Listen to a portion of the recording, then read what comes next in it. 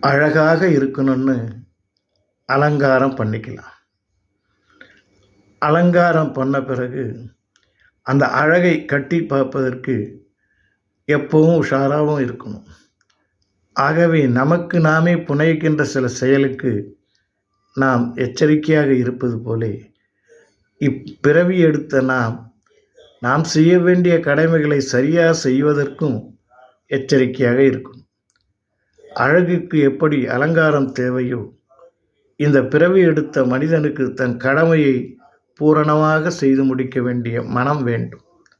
அவ்வாறு இல்லை என்றால் அவன் பிறந்ததற்கு ஒரு பலனே இல்லை.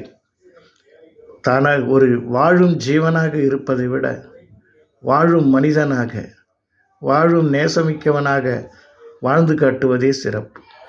நாம் அதுபோல ஒவ்வொரு விஷயத்திலேயும் மற்றவர்களை விட ஒரு பங்கு மேலானவர்கள் என்று எண்ணுவதை விட என் கடமையை நான் செய்கிறேன் என்று மட்டும் எண்ணினால் போதும், நீ நிறைவாக வாழ்வாய். சிந்தி செயல்படும். எல்லாம் இன்பமயம்.